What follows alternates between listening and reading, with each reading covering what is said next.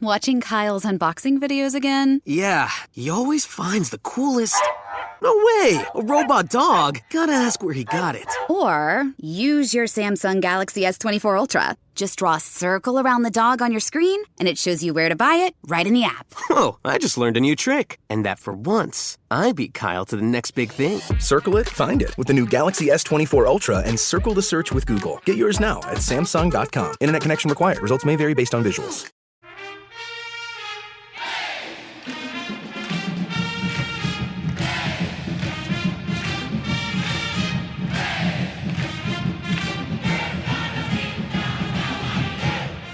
Hey there, Duke fans, and welcome to episode 333. All threes, all the way across the board here for the Duke Basketball Report podcast. And it is absolutely not any irony that we have three guys on our team today talking about Duke basketball. And specifically, our main topic today is going to be the non-conference schedule. We have gotten our first peek at exactly who, when, where Duke will be playing basketball games this upcoming season. But first, I need to introduce the three of us. I, of course, am Jason Evans. I will be your host, your guide, your Sherpa through the wilderness of the DBR podcast this week. Joining me on this trek through the wilderness are Sam Klein and Donald Wine. Donald, how you feeling this morning? I'm a little tired. I've been watching a lot of Olympics, as I'm sure all of you out there have as well. So it's been, we have a few more days of this, late to bed, early to rise type of deal to watch a lot of the games live, but it's been worth it. But Jason, you mentioned in number three, the number three is important. It's not just my favorite shot in basketball, but it's also the number of Bojangles chicken sandwiches that I need Wendell Moore to send me now that he is sponsoring or is getting paid to be sponsored by the Bojangles chicken sandwich. I haven't tried it yet. So, and you know me, I'm a connoisseur of chicken sandwiches and I need that in my life. Yes. For folks who have not heard, this is sort of the first high profile, I guess, maybe high profile kind of name, image, and likeness opportunity that has been signed by Duke player Wendell Moore is endorsing Bojangles. Bojangles has also signed athletes from UNC and NC State. They are clearly trying to blanket the entire state of North Carolina with athletes. They know their audience. Yeah. So and Sam, Wendell Moore is a Bojangles. Hi, I'm Sam Klein. Hi, Sam. Wendell Moore is a North Carolina native, so we presume that this is not just an advertisement that he's getting paid for, but that he really feels in his heart is a company that he wants to endorse. And I'm with Donald. I'm very supportive of Wendell Moore getting that contract, and I hope that he sends us chicken sandwiches. I also am a connoisseur of chicken sandwiches. I love fried chicken sandwiches. I think that it's one of the best things to come out of the fast food wars in the last couple of years is everybody upping their chicken sandwich game. So amen.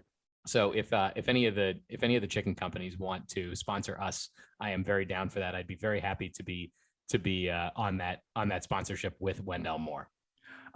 So guys, where do we stand on the chicken sandwich wars? Are we Chick-fil-A? Are we, Donald? It's Popeyes. It's Popeyes. It's not even. That's why I want to hear the Bojangles one, because let me tell you, Bojangles chicken can be much better than Popeyes. And I say that as someone who loves Popeyes, but the Popeyes chicken sandwich was a life-changing event that it's built different. Yeah, it really is. Yeah. I have long advocated for the Chick-fil-A chicken sandwich, but the Popeyes sandwich is just a cut above. And I tried recently. Popeyes just came out with the nuggets. We're going to get to the basketball schedule at some point here, but Popeyes just came out with the nuggets and it's not the same. I need those too.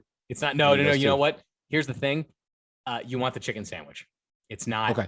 I don't think the nuggets, they're good, but I don't know why I would get them over the sandwich. That's just the batter, the fry, the batter, whatever that is surrounding the chicken on the Popeyes thing.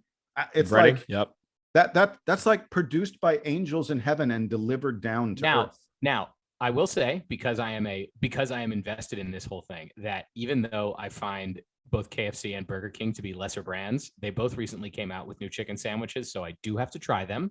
Burger King is owned by the same company that owns Popeyes. So, there is a chance. I don't have high hopes for KFC, but I have to give it a shot. Burger King, you got to give a shot to, because it's the same company. Last thing on chicken sandwiches before we actually talk about what we're here for, basketball. KFC, don't dismiss it outside of the country. If I get a KFC chicken sandwich, you know where I'm going to do it, and I'm going to do it in November. I'm going to the KFC. No, the KFC in Montego Bay, Jamaica, which actually has the greatest chicken on the face of the planet. And I'm not lying about this. If you go down there, check out the hot wings at the KFC in Mobay, and I guarantee you will come back and you will tell me, D, you were right. It is, again, a life-changing event. I see Jason's eyes. Trust me on this. I've had KFC. I've had KFC in both China and in Israel. I can speak to this. Guys, when I go to a foreign country, I am not going to partake of a American fast food company. I'm sorry. Maybe that makes me a snob, but I'm just not doing it. Look, when you are drunk in Jamaica, sometimes you end up at KFC, and sometimes your world is rocked. And that's what happened. That's how it works. All right. I'm the host. I'm in charge. we are done. And I brought this on. I know this was my fault. I asked you guys which one was the best. So I brought on the chicken wars. But we are now going to put those in the rearview mirror because we need to actually talk about the basketball news that came out, which is that Duke released their non-conference schedule. It begins with Countdown to Craziness on October 15th. And the last game of the non-conference schedule is Cleveland State on December 18th. And in between, we have games against a number of big-time schools and a number of small-time schools. Donald, I'll come to you first. Impressions on the non-conference schedule. I think we all kind of maybe hoped that Duke would throw in another high-profile match there in addition to Kentucky, Ohio State, and Gonzaga. But those are the only three Power 5 teams that we're playing. Give me your take on the whole thing, though. It's what I expected. I think when we discussed this a few weeks ago, the time is but a social construct at this point. But a few weeks ago when we discussed this, we briefly talked about the fact that it was just going to be Kentucky, maybe Michigan State. And I know they were trying to work that out for the ACC Big Ten Challenge, and that didn't work out. But then we have, Kentucky, Gonzaga, and Ohio State. And that's fine because I think in the grand scheme of things, those are three really big games against what could be three top 10 teams. The one showcase that we had known about was the one featuring Army and Campbell. We thought that was going to be kind of like the Mayo Classic that happened in early December, but this is going to happen over Veterans Day. Obviously, with Army, the pageantry of that, the link with Coach K and it being their final time facing Coach K in Cameron, that makes a whole lot of sense. The one thing I'm looking at the schedule, though, there is that, normal break that we have between the end of the reading period for classes for kids on campus and the start of like Christmas break so that they can go take finals. But in the last couple of years, the ACC has put a game in early December, a conference matchup in early December. And there is a 2-week break between the game at Ohio State and the next non-conference game against South Carolina State. So I'm not going to say expect that to happen. Yeah. I'm not going to say expect that to happen, but there's obviously a big window there, a 2-week window of which the ACC could potentially put a game there. So I would say look for that possibly to change and maybe have a game. I don't think two, but I think at least one game could be put in that little 2-week window between Ohio State and South Carolina State. Yeah, I'm glad you mentioned that because that's one of the other things that I noticed, the sort of gaps in the schedule. And Duke does traditionally take a reading period break, an exam break, but it's not 14 days. And that's what the current break is on the schedule. And I agree with you. I think that you're going to see an ACC game, probably not two, just one ACC game there at the very, very beginning of December. And by the way, it's going to set up a really interesting, very early season sort of gauntlet, so to speak, where we're going to have Gonzaga, Ohio State, and then an ACC opponent on, in 3 consecutive games. It's going to be a very interesting test for the team. Sam, I'll come to you on this. What do you think of the overall quality of this non-conference schedule? Does it meet your expectations? Other than the 3 games that we knew that we were getting, as Donald mentioned, the Gonzaga, Kentucky, and Ohio State, I'm kind of disappointed. I feel like in years past, Duke has made a point of scheduling, even if they're smaller conference or lower tier conference teams, that they're scheduling the best from those conferences. And when I look at the slate of 8 teams that are accompanying the big names on this schedule, it's a lot of teams that ended last year ranked in the 200s in KenPom or in the high 100s, only one school that went to the NCAA tournament last year. That's Cleveland State. And they ended the year ranked 169th in KenPom. So overall, I'm a little disappointed that Duke didn't try to schedule a little bit more aggressively in terms of getting, smaller conference competition, but at least get the best teams from there. And that the philosophy I felt like for a while was schedule teams that Duke could be looking at facing again in the first round of the tournament, or teams like that. And I don't feel like the schedule has a lot of those teams. It has a lot of teams that are closer to Duke. It's got Appalachian State, it's got South Carolina State, it's got the Citadel, Gardner-Webb. These are all schools that are basically driving distance to Duke. Campbell, obviously Army has the Coach K connection, so it's a lot of those types of schools, but not as much quality there. And especially for Coach K's last season, I'm a little disappointed that there wasn't a little more effort put into getting a few more quality opponents. And I get it, you want to rack up wins early in the schedule, but this is Duke we're talking about. Like, the team is good. I think they should be playing more good teams. And like, I'm a little bit more disappointed, I think, that Duke wasn't able to figure out how to schedule Michigan State. I think there was some chatter a few weeks ago that Duke and Michigan State couldn't get their schedules to line up or whatever. But like, all these teams that Duke are playing, they're basically just buy games. Like, can't you just buy out of them and get that Michigan State game on the calendar? I get it. They have to sell season tickets. They have to have a certain number of games in Cameron to be able to get that revenue, but there's got to be a better way to do it. And so I do wish that the schedule was a little bit more competitive outside of that top three. So Sam, I'm going to push back a little bit on what you had to say regarding the non-conference slate, because I think on the one hand, you're right. These are not teams. These are not top tier mid-major teams that Duke is bringing into Cameron. We're not talking obviously about Ohio State and Kentucky and Gonzaga. Those are a different story. We're talking about the teams that Duke had an option. Do we want to play this team or not?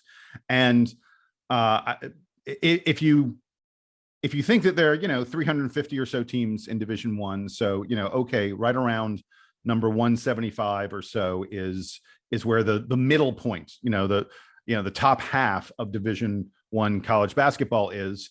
I looked at the KenPom ratings of all these teams, as you guys have as well, and last year the only one of them that was in the top half was Cleveland State, which was number 169. The KenPom ratings of these other teams: Army was 197, Campbell's 211, Gardner-Webb was 182. South Carolina State is 353. South Carolina State's literally one of like the bottom five or so teams. One of the worst teams in Division I. Yeah. So Sam, I will agree with you that Duke has traditionally sometimes taken on some better mid-majors. And even occasionally lost to them. We've seen it happen before.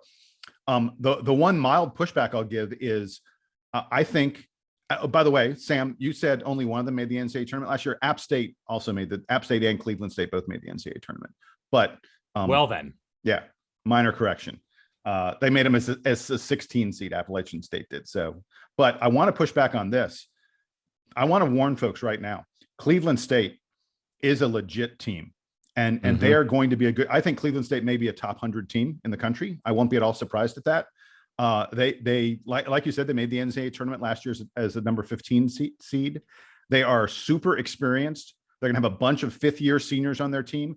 They added a transfer from Florida State, Nathaniel Jack, who was a guy, he played about 8 minutes a game for Florida State, but he's a legit ACC player who knows what it takes to win in the ACC. He's coming to their team. They brought in another transfer, a guy from Pacific, who is a double-digit scorer for Pacific. Cleveland State is going to be a legit opponent for Duke, and I don't want anyone to overlook them. So that's sort of my pushback on all this. There's going to be a game in here that's going to be a challenge, and it's going to look good when it comes time to sort of say, okay, who has Duke played in the non-conference schedule? Donald, give me your overall assessment of it. Look, so I have a little theory, and this is just based on what they've been told. We've been told by Duke men's basketball and the sports information department about some of these games. Yes, I think you guys were hinting at a little bit where we have some teams that are from driving distance, close distance that that can come to Cameron very easily. But I want to think about this. I think in this last year of Coach K, that they kind of looked at some of these mid-major teams who either have never faced Coach K or haven't faced them in a while. Looking at the schedule, of course, Army set aside the three big teams that we have in Kentucky, Gonzaga, and Ohio State. Appalachian State, they came in 2016, but before that, it was the 1980s, the last time they had played Duke. Campbell, the last time they played Duke was in 1997. Cleveland State has never played Duke at all. The Citadel, the last time they came was in 1993. Gardner-Webb, obviously, that was 2013. We were supposed to play them last year, but that game was canceled because of COVID. You also have Lafayette, 1977, last time they came here.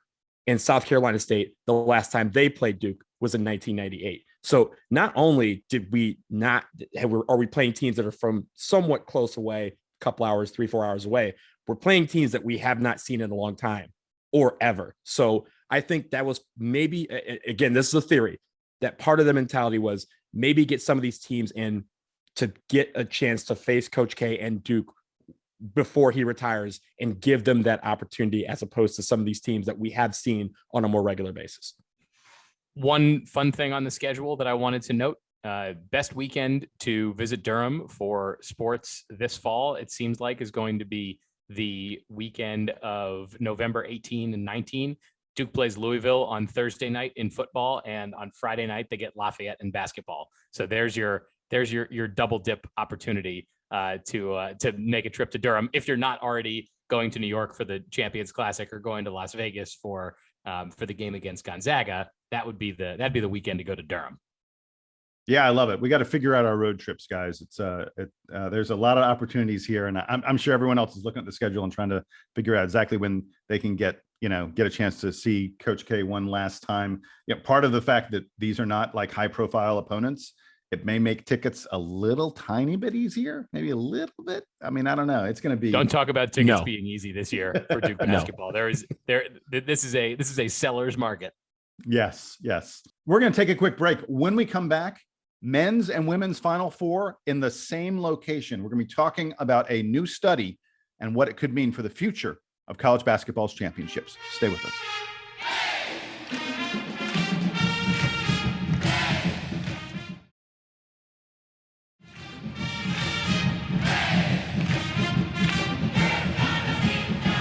All right, we're back, and we want to talk very quickly about something that came out just yesterday regarding the NCAA and the way it stages its basketball championships.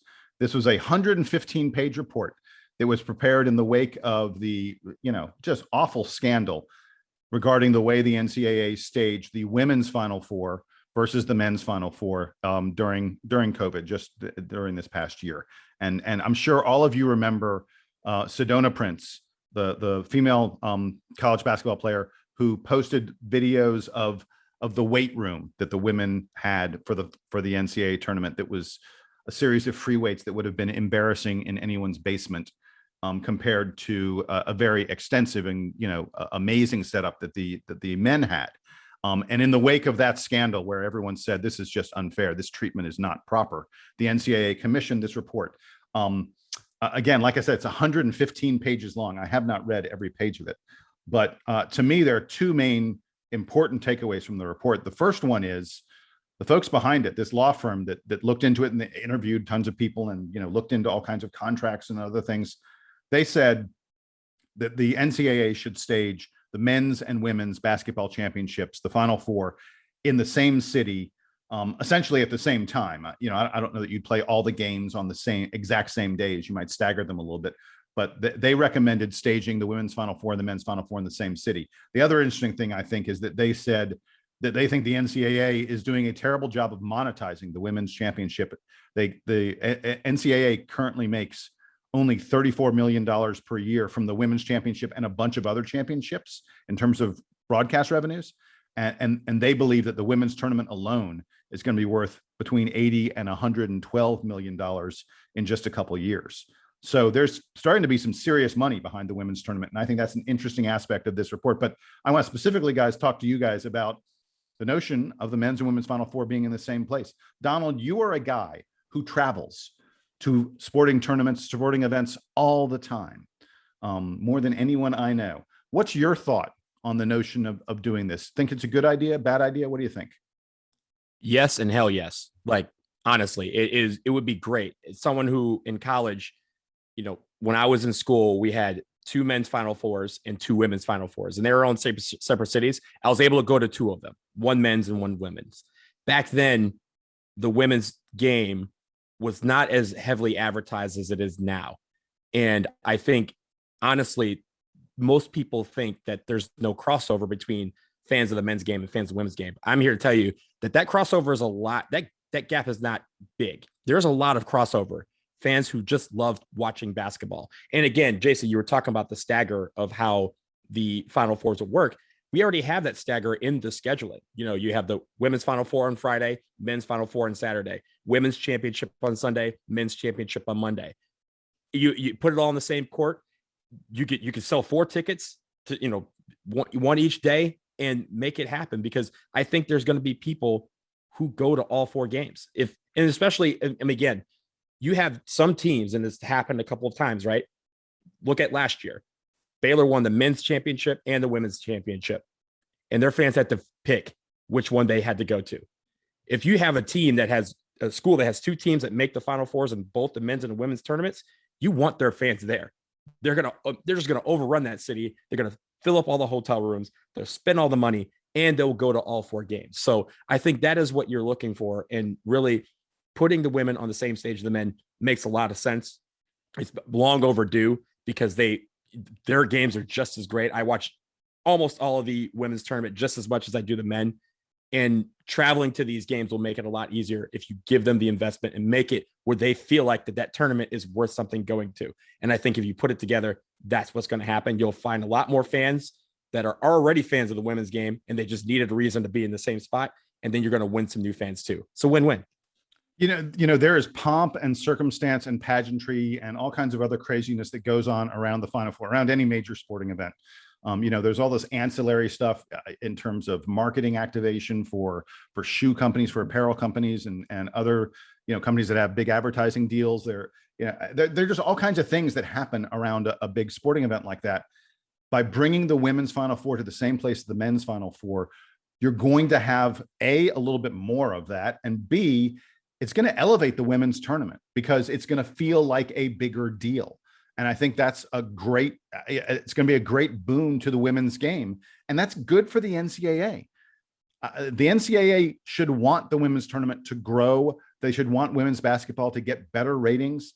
The end result, if it becomes bigger and more important and more people pay attention to it, if the sports reporters who are all going to the men's Final Four are also watching the women's Final Four, that's a good thing for the NCAA. It's kind of amazing to me they haven't thought of this until now. Sam, where are you on this?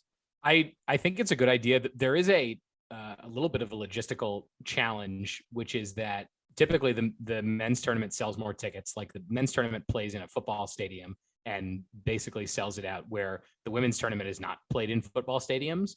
So I don't know how you would square it. Like, I don't know that they would want to play in the same arena, but you can be in the same city. Like, if you did this in Indianapolis, which is where the NCAA is headquartered and where they tend to play the Final Four fairly often, you have the football stadium and the basketball stadium very close to each other. You have a very similar setup in San Antonio. You're going to have a similar setup in Los Angeles once the whole Rams complex is up and running. So there's going to be cities where this is not. I'll tell you, Atlanta. Atlanta, where everything is downtown. Mercedes-Benz Stadium is right next to where the Hawks, to Phillips, exactly. Yeah. So there are plenty of opportunities to make this work, and there are cities where you could have the way that Indianapolis was activated for the Final Four this year, and where they had all the complexes all connected with each other. Minneapolis, I think, has a similar setup. So there are cities to do this in where you could play in different arenas. The other aspect of this that I think is good. So that's a challenge. They'll work through that.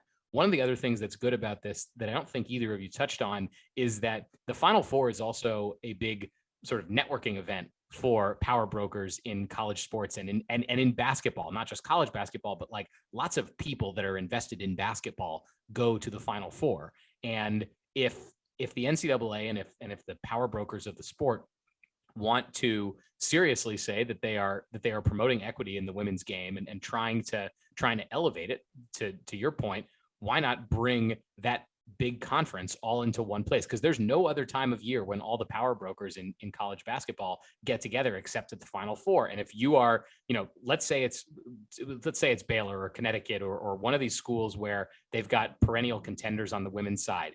If the AD and the coaches and some of the support staff are going to the women's tournament, they are missing the men's event and they are missing the networking opportunities. So I think it's a great thing to have them in the same place so that you can have more of that cross-pollination and actually promoting equity across the sport. So one thing about the women's game, you're right. Right now they're being played in NBA arenas, the Final Four. But before, they were being played in football stadiums too. The one I went to in 2002, 2003 was at the Georgia Dome. And the men's Final Four was at another football stadium. Now, the configurations were set up different, but you still had 30,000 people go to that game. And I think also that was with no advertising whatsoever, no pageantry behind it. Just, hey, the women's Final Four is here. That was it. Whereas the NCAA tournament for the men, we know where the Final Fours are years in advance, where they're going to be. People can make arrangements years in advance. So if you market it just the same as the men, and you market it in the same city, hey, you're going to have 2 championships. You have a chance to come to New Orleans and watch 2 champions get crowned, 2 nets get ripped down. Like, those are sort of things that what the women's game is asking for: more marketing, more promotion, more gusto behind it, and more resources to make it where their event feels just as feels all the pageantry that the men's side does. And I think if you put it together, that will come, and you won't have to worry about putting it in Mercedes-Benz Stadium and then Phillips. You can put it in, both of them, put them in the Benz, and maybe the women's game will have 40,000 and the men will have 70, but eventually that will get closer and closer to 50-50. Well, and 2 other really, really quick things, and then we can wrap this up. First one is, this is a moment where the NCAA needs to be thinking about ways of making the other sports that are not that are not football more important. We are seeing conferences tearing themselves apart, and we've spoken about it on this podcast. The Big 12, is in absolute disarray because of football. And the more the NCAA can make other sports valuable, the more it can maybe hold itself together. So elevating the women's game, elevating women's basketball, maybe that makes Baylor a little bit more valuable. And as a result, maybe, Baylor and the Big 12 are able to hold things together a little bit more. And they were also talking about, this isn't just for, basketball, men and women being the same site. They also recommended that the softball World Series also be at the same, in the same general site as the college baseball World Series, because again, you have crossover of fans and you're asking them to basically pick between one site and another. And they're basically saying, where these sports have fans that cross over, put it in the same spot and they'll come to both. Because right now they're being asked to choose, and you're saying, oh, we'll just go to the gravitas is towards the men's game. And it's because they're not promoting the women's side at all. If you put it in the same spot, they'll come. And the off days are already built in. So the men's Final Four has to rent out all these facilities for that 4-day period anyway, of which they're playing two times when no one's on the court, or there's nobody, they're not using the court all day. So it might get a little more challenging where the men don't get as much time on the main court to be doing walkthroughs, but they can handle it. And I think for the sake of the sport and for the sake of the NCAA and the colleges, I think it's a great idea. Hey, would you guys want to see the men's and women's final being played on the same day as a doubleheader?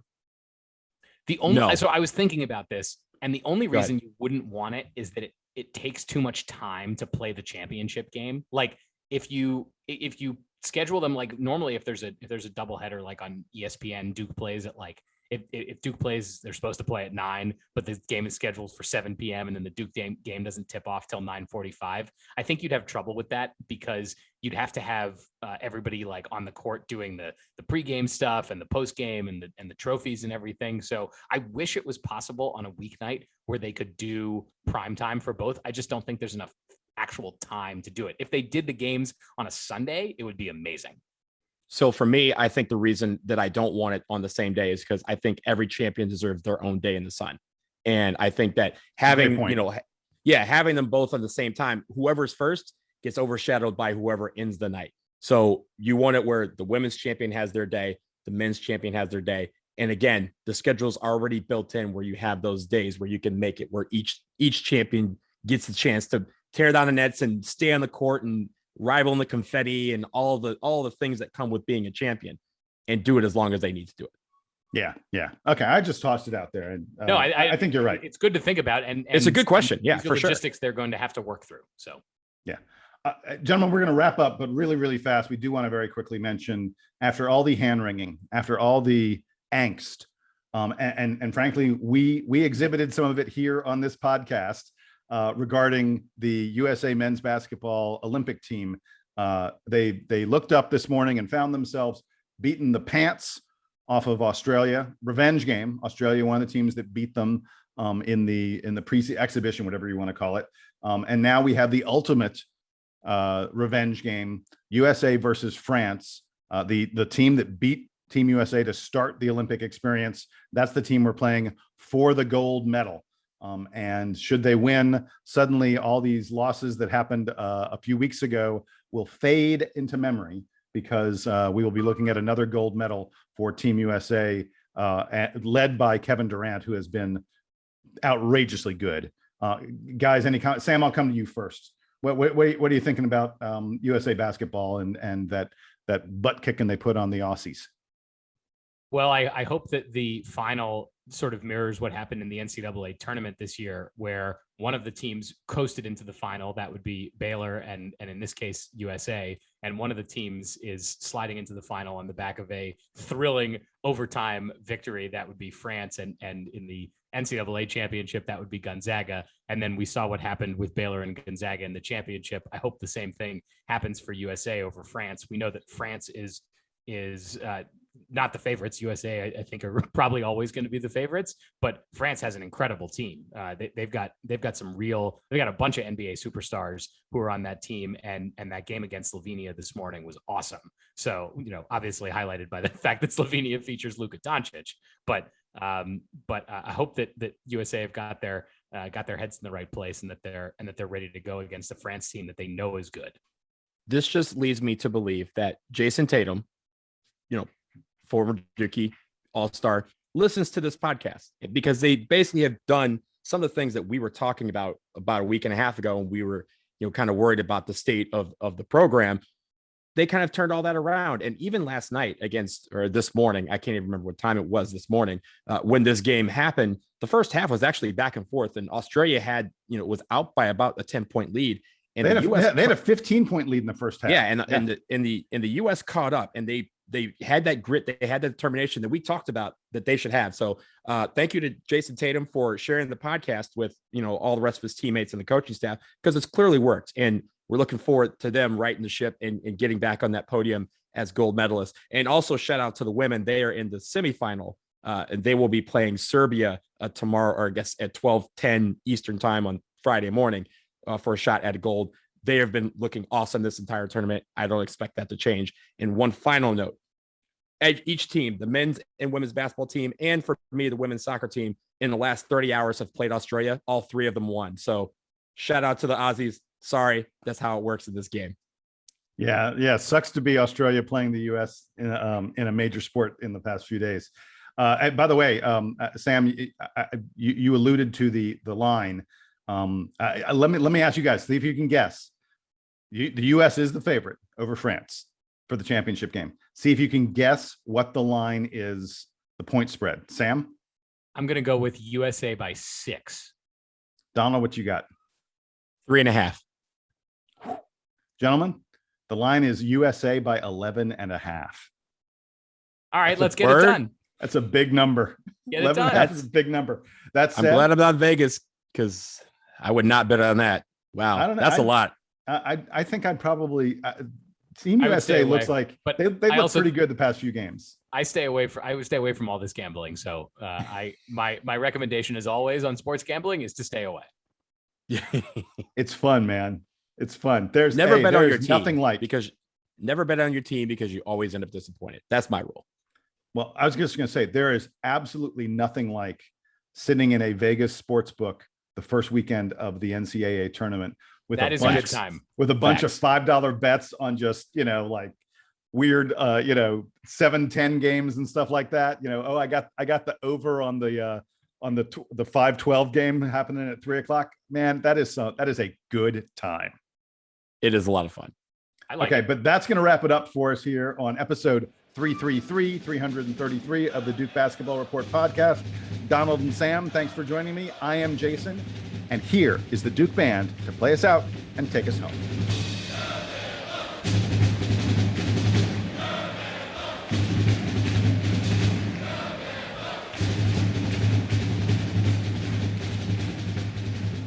There was only one of these teams. Cleveland State was number 169. Hello. What is this phone?